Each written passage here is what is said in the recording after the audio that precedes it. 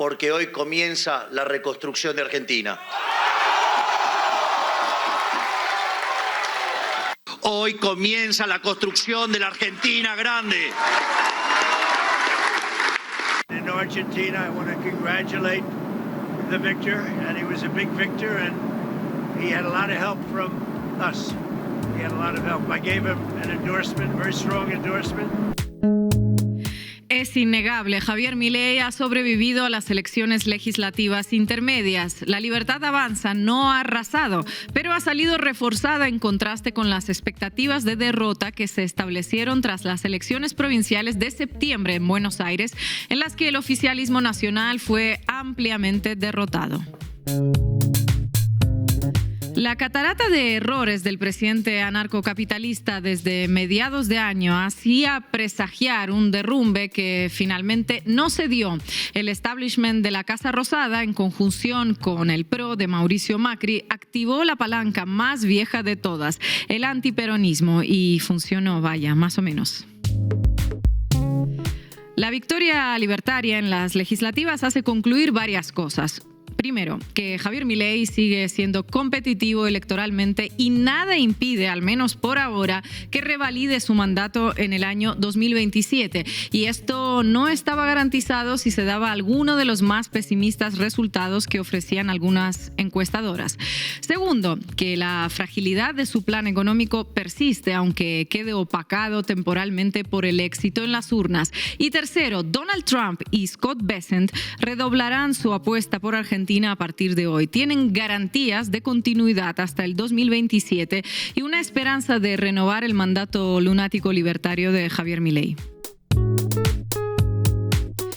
Pero que nadie se confunda, el resultado es peor que el de Mauricio Macri en 2017, que fue vapuleado en 2019 por el Frente de Todos. A partir del 27 de octubre empieza el segundo episodio del gobierno de Javier Milei, uno con un poder legislativo menos complicado, tras haber sobrevivido al plebiscito de las elecciones intermedias, y con el peronismo consagrado como la única fuerza de oposición.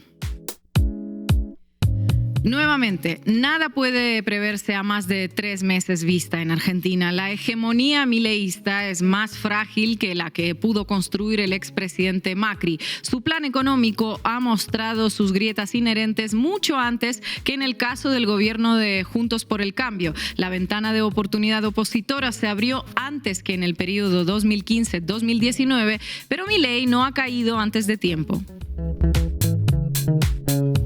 En 2027, el liderazgo de Javier Milei perfectamente podrá haber sufrido un nuevo ciclo de desgaste. El peronismo, como única coalición opositora, podrá haber resuelto sus internas fratricidas. Si existe un plan peronista superador que ofrezca una salida al quiebre social y al endeudamiento de la Libertad Avanza, quien quiera que sea el candidato de Fuerza Patria perfectamente podrá ser el próximo jefe de la Casa Rosada.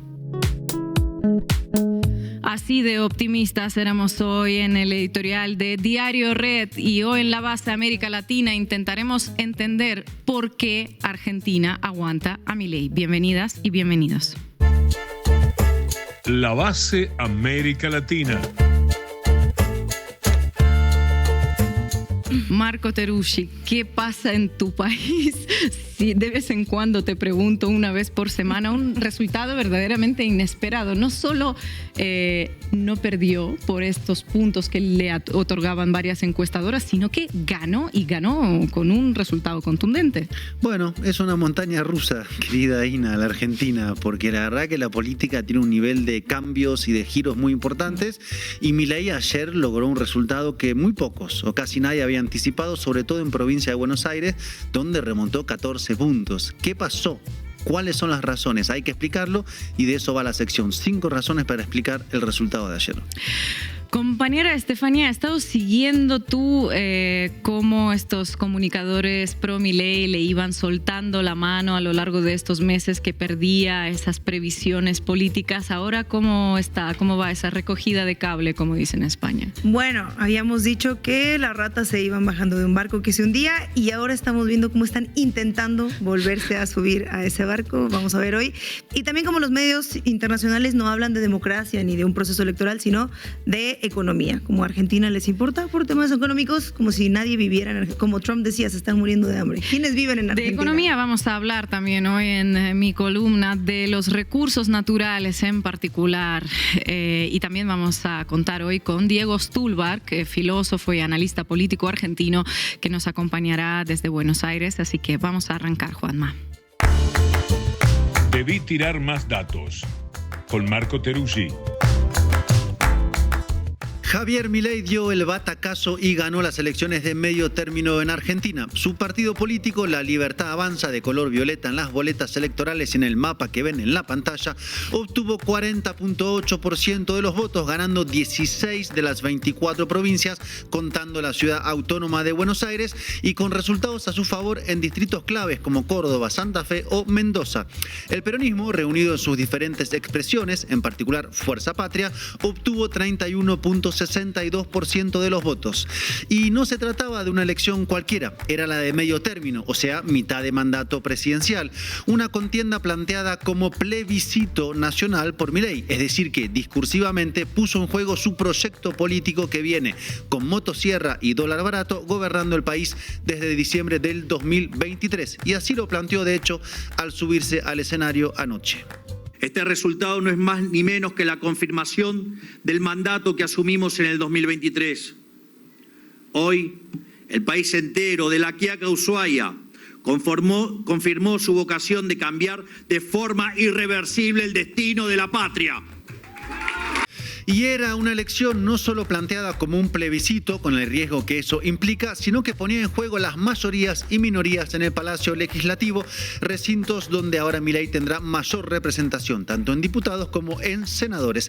Y antes de ir a esos números del Congreso, lo que está por venir y sobre todo las razones de estos porcentajes, preguntarles, compañeras, cómo vieron este resultado que para muchos fue inesperado. Bueno, es innegable que hubo una sorpresa, lo confieso, sobre todo porque se venía de la gran derrota de Milei el pasado 7 de septiembre en la provincia de Buenos Aires, donde el peronismo le había sacado 14 puntos, y porque se venía también de escándalo tras escándalo, como el narcocandidato José Luis Espert, de unas semanas antes la corrupción con terminal en Karina Milei, hermana del presidente, por lo que pues se podía presuponer que Milei estaba por tener una derrota o empatar, pero difícilmente sacar esa diferencia, en particular remontar los 14 puntos de distancia en la provincia de Buenos Aires. La provincia de Buenos Aires, ya vamos a analizar ese tema que es determinante. Vayamos antes a los números que quedan ahora en el Congreso. La Libertad Avanza tendrá 80 diputados propios, o sea, más del doble de los que tenía hasta ahora, y sumará a 28 legisladores del Partido PRO, del expresidente Mauricio Macri, más otros posibles aliados, y se acercará al quórum de la mayoría, que habrá que construirla. Y en la Cámara de Senadores tendrá 18 senadores, con 6 del PRO como aliados y probables más alianzas que lo acerquen a números claves para los grandes cambios que se propone ahora Javier Milei. Y estos resultados son importantes respecto a lo que está por venir, y de hecho lo anunciaba el presidente. Los próximos 2 años tenemos que afianzar el camino reformista que emprendimos para dar vuelta de una vez y para siempre en la historia argentina. Ahora estamos enfocados en llevar a cabo las reformas que la Argentina necesita para consolidar el crecimiento y el despegue definitivo de la Argentina, para hacer grande a la Argentina nuevamente.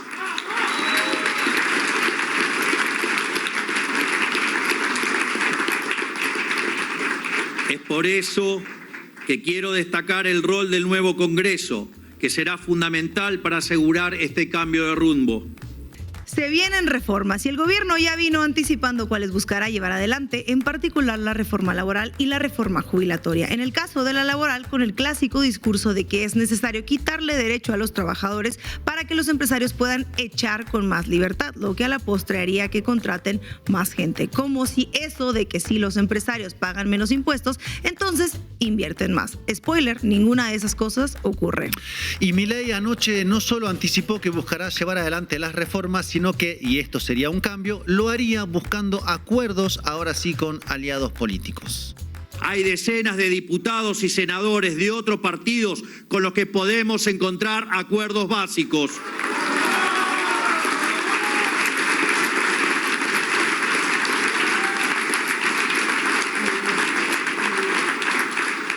Nos alegra saber que en muchas provincias la segunda fuerza no fue el kirchnerismo, sino el oficialismo provincial.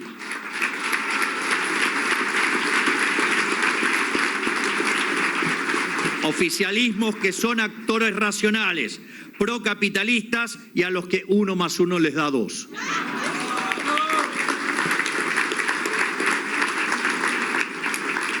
Es por ello que queremos invitar a la gran mayoría de los gobernadores que tendrán representación parlamentaria a discutir en conjunto estos acuerdos. Vaya, Milei con un discurso conciliador y de alianzas. Habrá que ver si efectivamente cumple. En todo caso, hubo reconocimientos poco usuales en un presidente acostumbrado a insultar a todo aquel que no piense como él. Una señal que podría comenzar a modificar lo que muchos le vienen pidiendo hace semanas.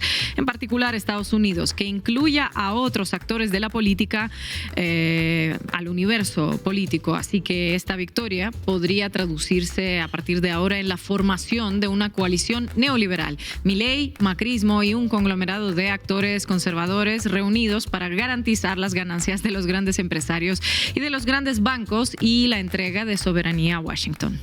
Una posible alianza hecha ahora desde una posición de fuerzas debido a los resultados, porque si en septiembre Milei olía a derrota y por ende pocos querían acercarse, ahora exhibe números altos y por ende vuelve a ser atractivo. Se sabe, la victoria unifica y atrae, mientras que la derrota divide y aleja. Y en el caso del peronismo, el resultado vuelve a agitar las aguas de su disputa interna y a traer sobre la mesa el fantasma de su derrota del año 2023 contra Milei. Pero vayamos a los números primero y empecemos por la provincia de Buenos Aires, de la que hablabas, Ina, hace un ratito, porque la Libertad Avanza logró recortar 14 puntos desde el 7 de septiembre hasta la fecha y el resultado fue de 41.45% de votos suyos contra el 40.92% del peronismo. 14 puntos es mucha distancia, en particular en la provincia que reúne al 14% del padrón electoral nacional. Y esto significa tanto que la fuerza de Milei sacó más votos, pero también que el peronismo perdió alrededor de 300.000 votos, siendo derrotado en distritos donde había ganado en septiembre, como pueden ver en el mapa en la pantalla. Y habló el gobernador de la provincia, Axel Kicillof, al conocerse los resultados. Pero además, mayor es la responsabilidad de cara a lo que viene. Además de cuidar, de proteger y defender, es nuestra obligación construir una alternativa que le muestra a nuestro pueblo que hay otro camino,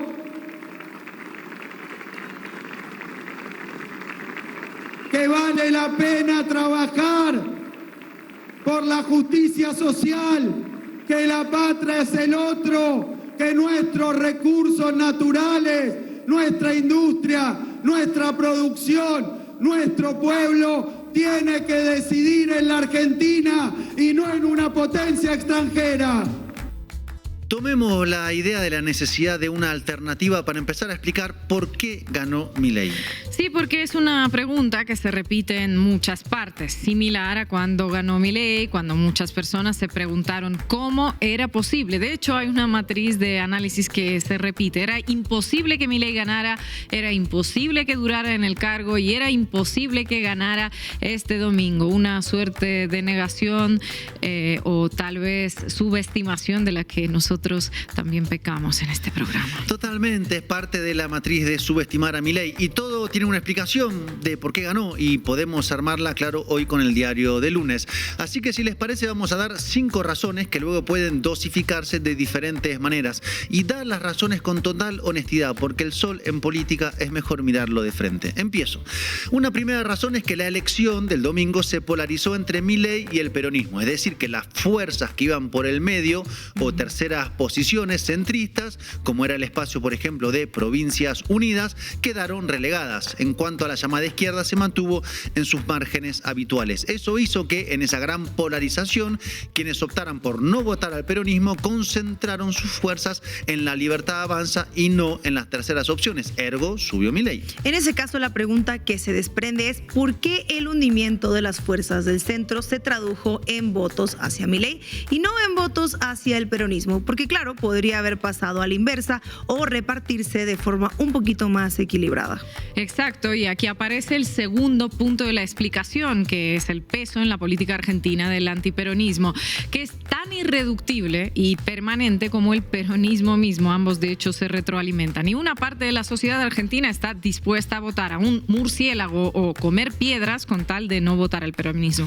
Y esto se enlaza con el tercer elemento para explicar el resultado, que si el antiperonismo es algo estructural, a eso se suma que para una parte importante de la sociedad, en particular los jóvenes, el peronismo es concretamente el último gobierno, el del naufragio de Alberto Fernández y quienes lo rodearon. Entonces, ese sector de la población no quiere volver a eso, a la muy alta inflación o a las buenas intenciones sin resultados que terminan pareciendo o siendo hipocresía. Y claro, el peronismo tampoco se renovó, salvo excepciones, ni en sus discursos ni en sus figuras.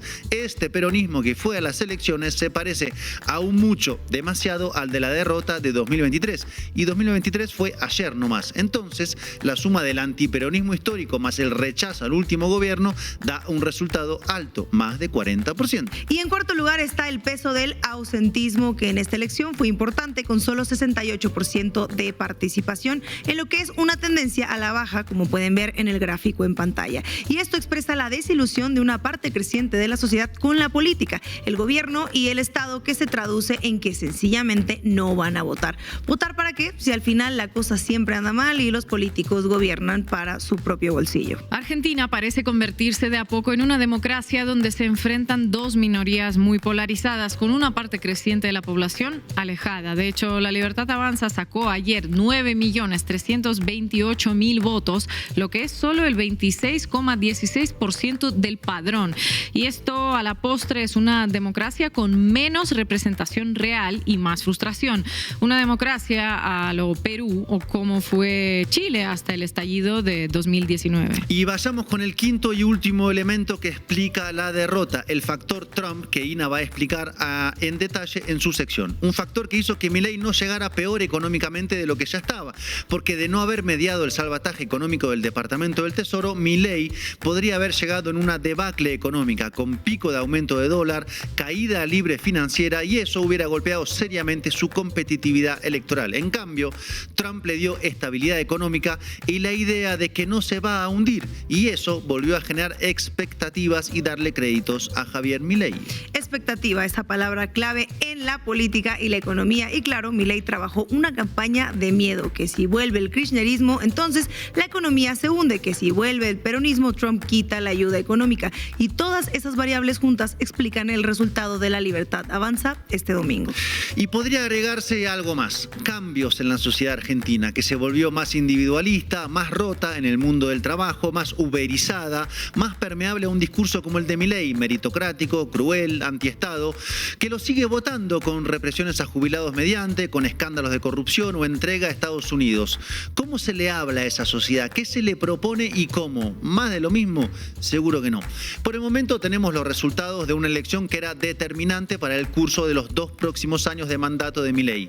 El gobierno quedó ratificado por las urnas de baja participación y se abre ahora una etapa en la que buscará profundizar sus reformas estructurales. ¿Podrá? Por la correlación de fuerzas en el Congreso, su panorama parece como favorable, aunque no debería olvidarse que la política es más que los palacios, es también, o debe ser, la calle. Y finalmente, como decía un filósofo, lo sólido se desvanece a veces en el aire. Eso le ocurrió, por ejemplo, al expresidente Macri hace unos años. Ganó las elecciones de medio término en 2017, parecía imbatible, y 6 meses después, en abril del 2018, empezaba su caída que lo llevó a la derrota del 19. Gracias, Marco. ¿Qué opinas del resultado? Re bien. ¿Estás contenta? Sí, estamos contentos con el resultado. Sí. Bien. Sí. ¿Tenés trabajo? ¿Llegas bien a fin de mes? Llegamos bien a fin de mes. Bueno, no tengo trabajo, pero llego bien a fin de mes. ¿Y cómo haces? ¿Te ayuda la gente? Mi hija me ayuda. Sí, Ajá. sí. Vivo con ella, ya que... Pero estamos bien. Claro. Bueno, vivís porque de lo que te ayuda tu hija. Por ahora sí, sí. Bueno, Sí. bueno, gracias. Ajá. Ojalá todas lleguemos bien a fin de mes sin tener trabajo. Un ingreso mínimo vital ya. Compañera, ¿cómo estás? Hay que tener hijos, ¿no? Bueno, vamos arriba, Hugo. Cuéntamelo todo y exagera con Estefanía Veloz. Para comprender el fenómeno mediático del 26 de octubre del 2025, necesitamos establecer primero una metáfora. Las ratas que abandonan el barco cuando se hunde, pero regresan cuando ven que está flotando nuevamente, especialmente si está cargado de dólares. Y por favor noten que esta es una analogía, no hablamos literalmente de ratas. Claro, recuerdo que en septiembre los medios aliados de Milei le habían soltado la mano, como te decía al principio. A eso te referirás, ¿no? Exactamente. Cuando Milei pierde las elecciones provinciales en Buenos Aires, algunos medios corporativos argentinos como La Nación y TN iniciaron un proceso de distanciamiento estratégico y se volvieron opositores abiertos algunos, pero reducieron drásticamente también su cobertura favorable, multiplicando análisis sobre errores de su gestión y comenzaron a hablar de crisis terminal. Recordarán a Fantino, mítico aliado de Milei, decir esto. Estás en la mugre, que estás con algún quilombo, que me estás mintiendo y todo, te fusilo. ¿Está claro? Tal cual. Es así. Tal y no cual. me como ni una. Se enoje quien se enoje. Me chupa reverendamente la pija. Se enoje quien se enoje. Está claro, ¿no? Se enoje quien se enoje. No minimicen esto. No, porque... Hecho que le costó hasta que los fans de Milei lo bautizaran de Fantibio. Qué ingenio, por cierto. Llegó el Cucanda, llegó el Pecho Frío, nos vamos. Hola Forrito, hola Trolín, chau traidor, hola Soletito, hola Chupapija a los gobernadores, hola traidor, hola Garca, hola Judas, fuera Forrazo, traidor, empezó, que está... Lindo ambiente laboral. ¿Qué dice Fantibio ahora? Bueno, vamos a escucharlo post elecciones. En el chat también ocurre.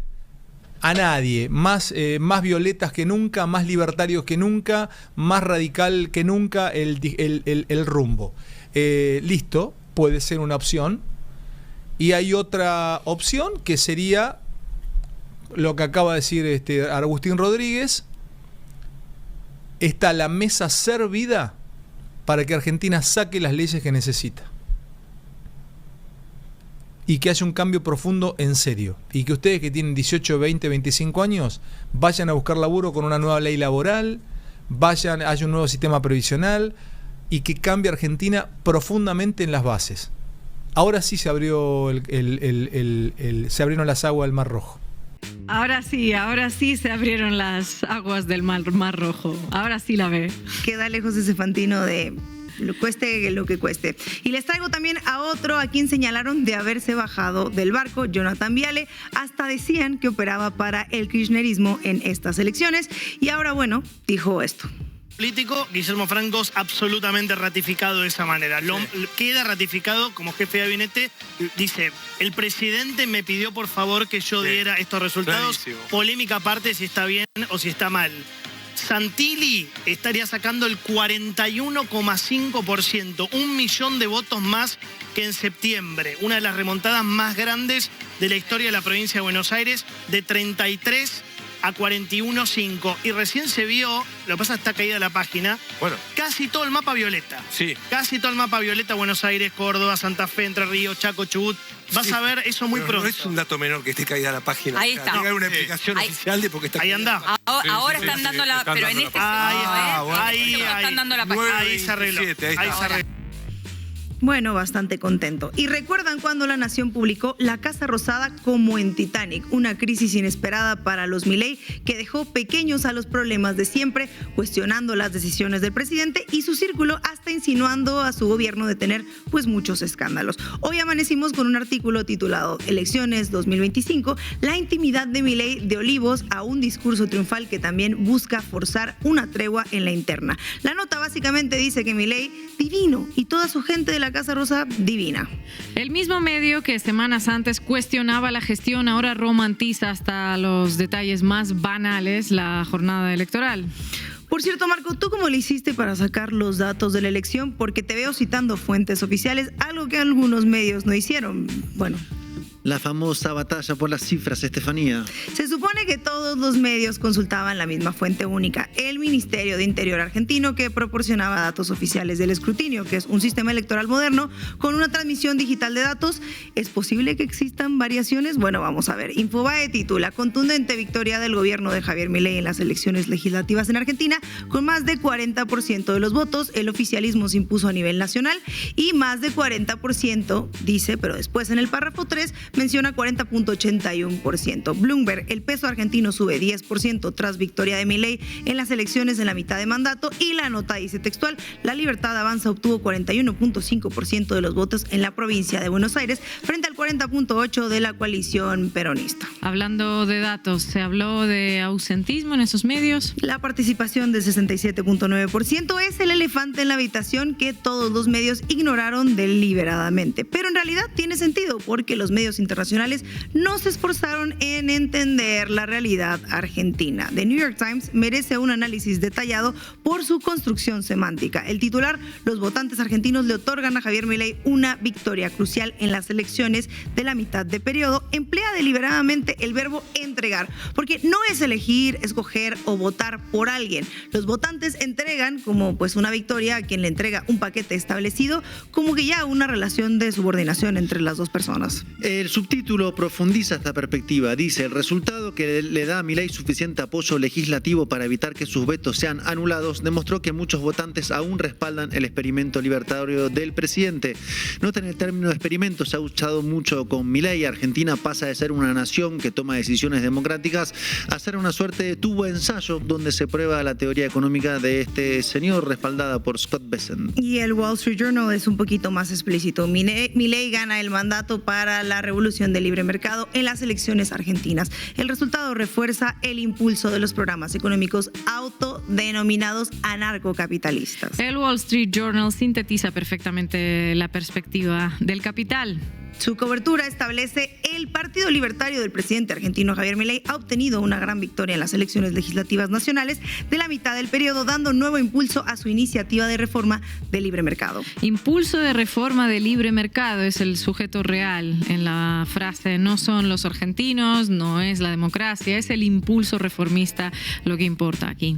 Y el Wall Street Journal cita a Milei diciendo: el pueblo argentino decidió dejar atrás 100 años de decadencia, y lo traduce al lenguaje político más inmediato. El resultado reforzará la posición de Milei en el Congreso y lo ayudará a seguir adelante con su reforma radical. La voluntad popular es instrumentalizada como herramienta para la reforma radical de la economía.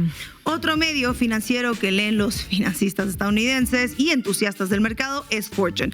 En su artículo, el partido de Milei gana el voto de la mitad del periodo de Argentina en un importante regreso. Cita a Alberto Ramos de Goldman Sachs, que después Ina nos hablará de esto, que decía: esto debería otorgarle a su administración una nueva dotación de legitimidad y capital político que, bien aprovechada, fortalecería la gobernabilidad. Esto también es un buen augurio para la continuación del sólido apoyo financiero estadounidense. La democracia argentina es reducida a una cadena de validación para el flujo de capital, triste tratándose de un país que tuvo durante muchos años una dictadura. Esto expone un patrón inequívoco de oportunismo editorial condicionado por el capital financiero internacional, así como la condición que tienen los medios argentinos de bajarse y subirse al barco a conveniencia, insultando a la audiencia y haciéndose pasar por medios que van privilegiando la verdad y el periodismo.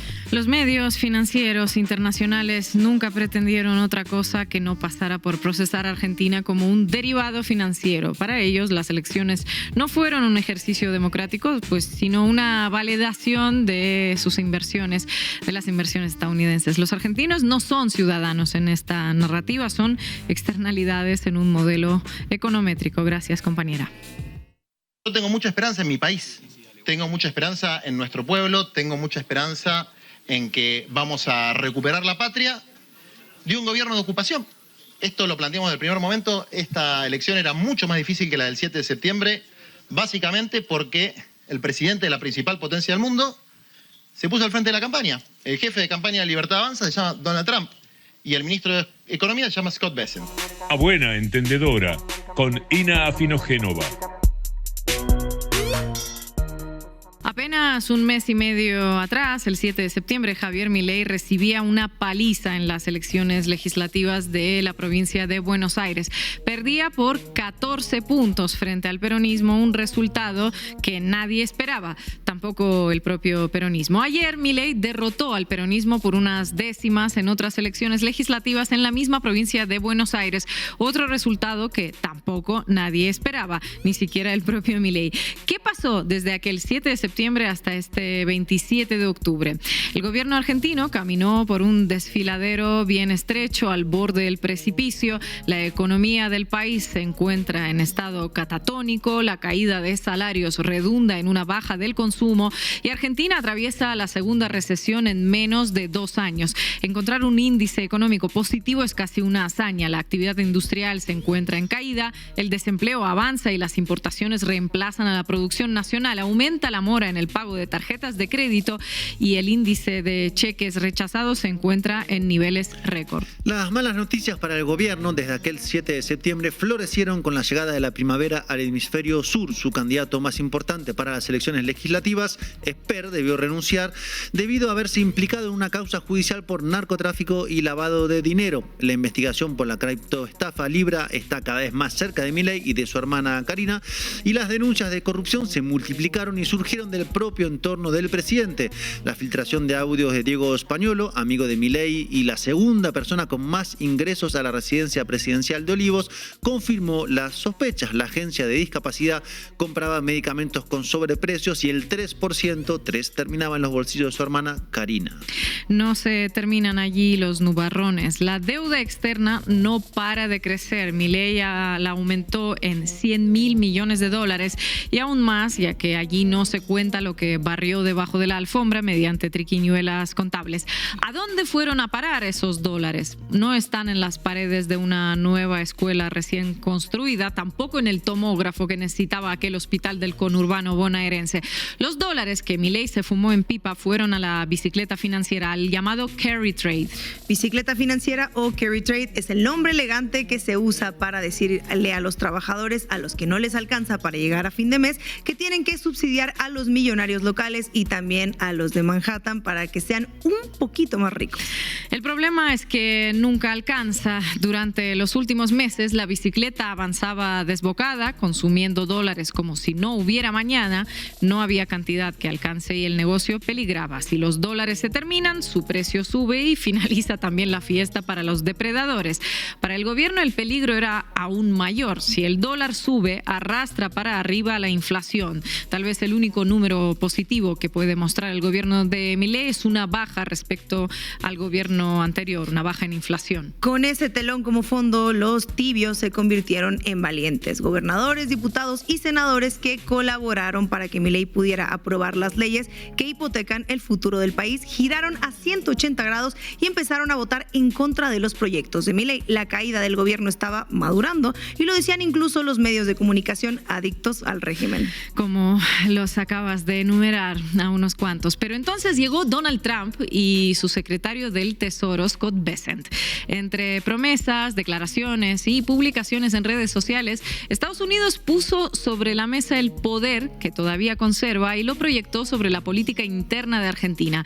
Los tibios perdieron sus ínfulas de valientes y volvieron a ser tibios otra vez. Apoyan la entrega del país y solo se diferencian de Milei en las formas. Su consigna bien pudiera ser: seamos crueles y matemos de hambre, pero seamos crueles sin perder la sonrisa. En las últimas 2 semanas, Scott Bessent implementó una política que tiene muy pocos antecedentes. El Tesoro de Estados Unidos interviniendo de manera directa en el mercado de cambios de otro país.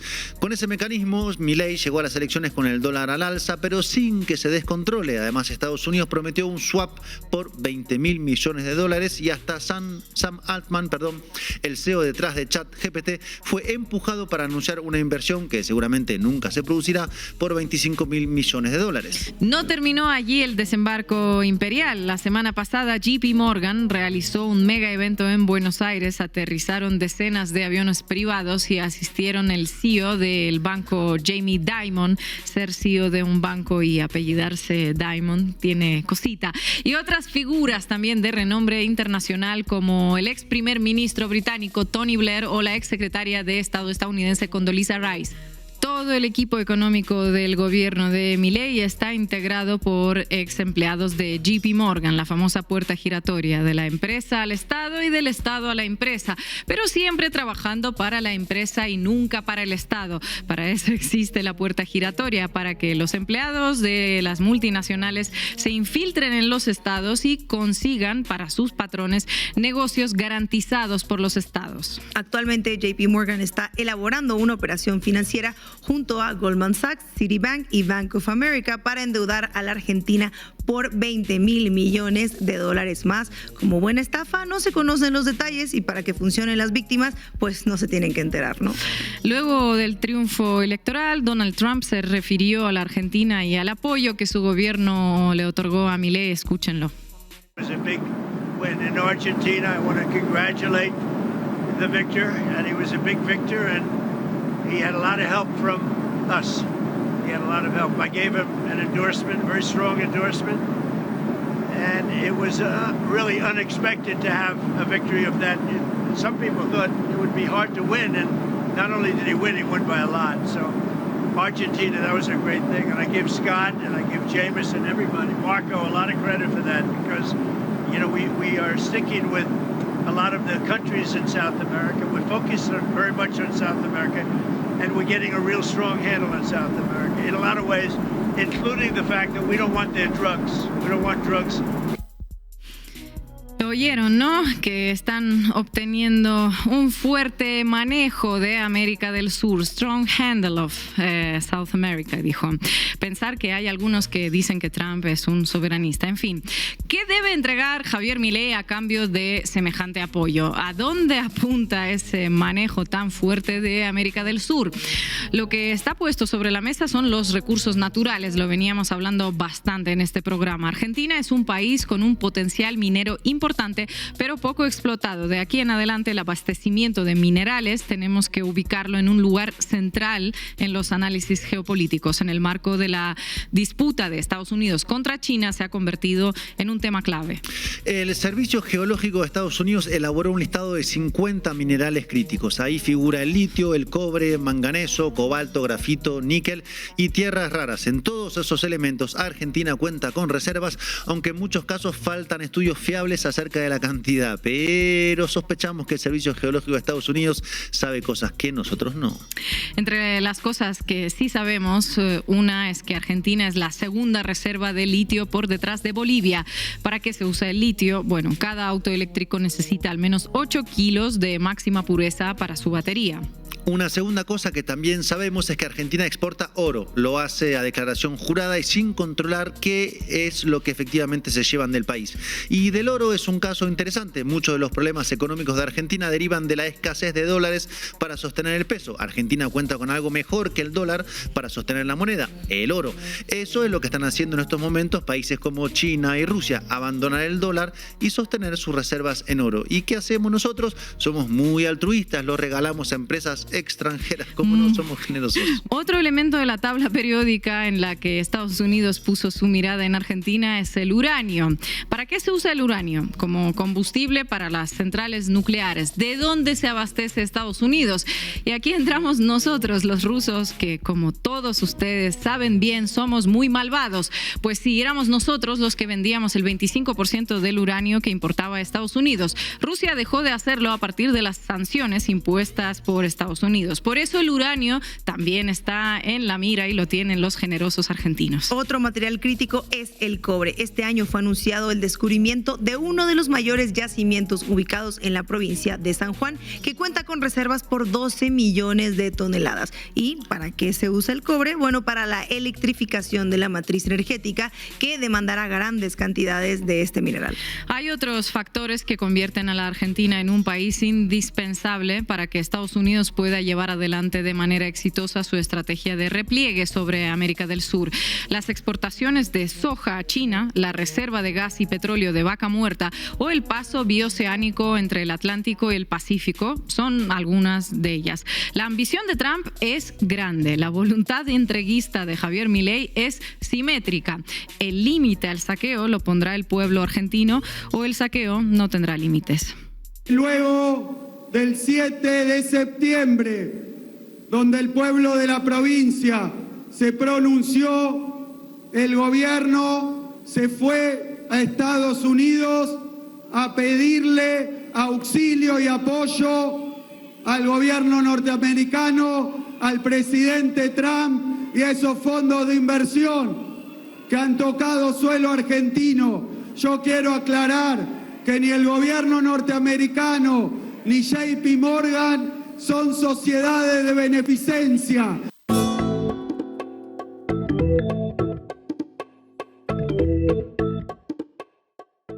Hoy desde Buenos Aires nos acompaña Diego Stulbarg, filósofo y analista político argentino. Diego, muchísimas gracias por conectarte a La Base. Hola, buenas tardes, ¿cómo están? Diego, ¿qué pasa en la sociedad argentina para que después de 2 años de un gobierno nefasto, de esos resultados, se haya ratificado de nuevo Javier Milei, su partido? ¿A qué le atribuyes este resultado? Bueno, es una pregunta bien compleja, ¿no? Entiendo que es muy oportuna, pero al mismo tiempo creo que no hay una claridad o unanimidad al respecto. Digamos, estamos conversando, discutiendo y hasta peleándonos para intentar entender qué es lo que está ocurriendo.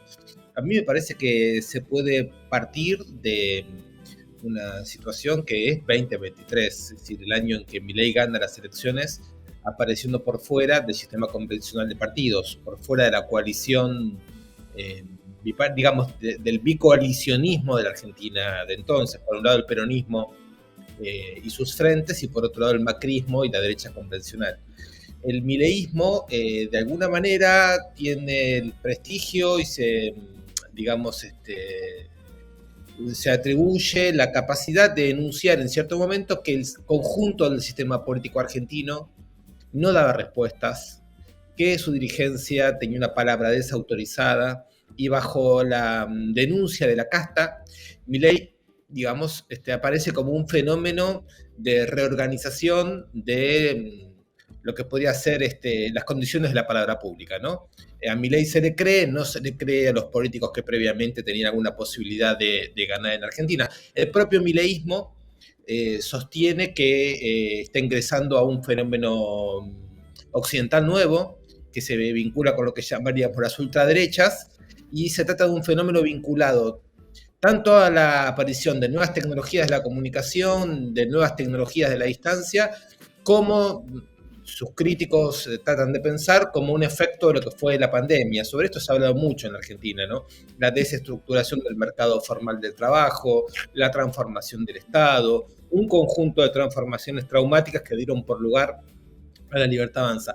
Ahora, si pensamos más específicamente en la última elección, las preguntas se multiplican, porque hasta hace pocas semanas los ministros intentaban escaparse del gabinete de Javier Milei, la situación económica era extrema, el dólar se disparaba, la confianza en la estabilidad monetaria y en la contención de la inflación estaba sometida a un cuestionamiento extraordinario, y la aparición de Donald Trump puso las condiciones para llegar a las elecciones tal y como se llegó, y para que la coalición mileísta, hoy muy recostada bajo una forma general de antiperonismo, de antikirchnerismo, le diese este espaldarazo. A mí me parece que hay 3 elementos que hay que tener muy en cuenta.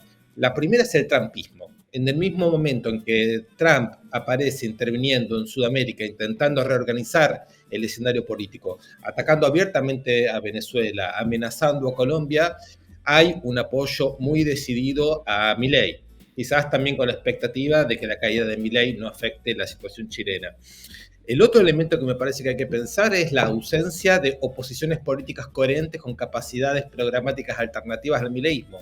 Pasados los años que pasaron, el mileísmo sigue siendo la opción operativa frente a las opciones que la derecha plantea una y otra vez como plan B, y contra lo que llamaríamos los distintos rostros del peronismo. Y en tercer lugar, me parece que hay un elemento complejo también a pensar, que es la falta de renovación del peronismo, ¿no? De la oposición peronista, que entre el 19 y el 23 hizo un gobierno que terminó con resultados bastante traumáticos, que desde entonces habla de renovación, pero parece que no es percibida, sus internas, su conflictividad interna no parece estar dando lugar a una renovación efectiva, sino a fachadas de renovación de los que una parte importante del país desconfía. Diego, gracias por estar en La Base de América Latina. Hablabas de Trump. De hecho, uno puede presuponer que ahora Trump va a querer facturar lo que fue un salvataje exitoso de Milei. ¿Qué es lo que se viene en la relación con Estados Unidos? ¿Cómo ves el rol que va a tener desde Scott Bessent hasta los operadores que aterrizan en Argentina de cara a lo que sigue el gobierno en la economía? Bueno, es otro tema de discusión enorme porque, por supuesto, el tipo de intervención que Estados Unidos viene haciendo sobre la Argentina está blindado por una forma de opacidad y por formas de seguridad que vuelven impenetrables los términos del debate. Pero hay elementos que son bastante perturbadores y bastante indiscutibles, ¿no? Como que funcionarios norteamericanos han insistido más de una vez que interesan ciertos territorios de la Argentina, sean porque hay materiales raros, sea porque ahí hay insumos que les resultan importantes para sus propias redes de abastecimiento, sean porque hay zonas de conexión bioceánicas que les parecen importantes estratégicamente, sea por influencia sobre la Antártida. Es decir, hay un interés sobre una dimensión geoestratégica de la Argentina y de recursos naturales de la Argentina que seguramente está en el centro de negociaciones todavía secretas, privadas, no del todo enunciadas, pero sobre las cuales existen un conjunto de signos. Otro elemento importante a tener en cuenta es que el propio Lamelas, que es el futuro embajador de Estados Unidos en la Argentina, dijo que le interesaba mucho estar en la Argentina cerca de los gobernadores, que son los propietarios legales de los recursos naturales, y custodiando la prisión de Cristina Fernández de Kirchner. Por otro lado está este elemento que decíamos hace un rato, ¿no? El problema del tipo de reorganización que Trump está intentando hacer en América Latina, que quizás sea necesario vincularla también con la que hizo en Medio Oriente, ¿no? Apoyando y legitimando el genocidio de Israel en Palestina. Me refiero al hecho de que a través de bancos como el JP Morgan o a través de barcos de guerra, bancos y barcos parecen ser los instrumentos centrales de esta reorganización que Trump quiere organizar en relación a partes del mundo. Entonces, el conflicto con China, por supuesto, es el telón de fondo. La subordinación financiera parece ser el instrumento dominante y la agresividad bélica como contracara son todos elementos que aparecen en la discusión pública en la Argentina respecto básicamente a cómo se va a cobrar la deuda, ¿no? Cuáles van a ser los mecanismos de profundización de este mecanismo de dependencia por deuda. Diego, gusto en saludarte. Yo te preguntaría qué podemos esperar ahora del peronismo en este escenario y cómo va a lograr salir a flote, si es que lo logra. Bueno, el peronismo se nutre del mito del retorno, ¿no? Entonces, ya hace muchas décadas que se supone que el peronismo de una u otra manera retorna a la vida política representando sectores plebeyos y populares.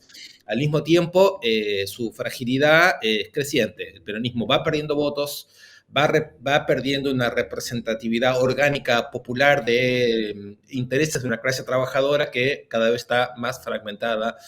Y empiezan a aparecer, y esto está más a la vista, del trabajo informal, en formas del trabajo precario, identidades políticas que ya no responden al peronismo directamente, y aparecen sectores plebeyos que directamente en los barrios y en formas de trabajo sumergido votan a Milei y apoyan a Milei.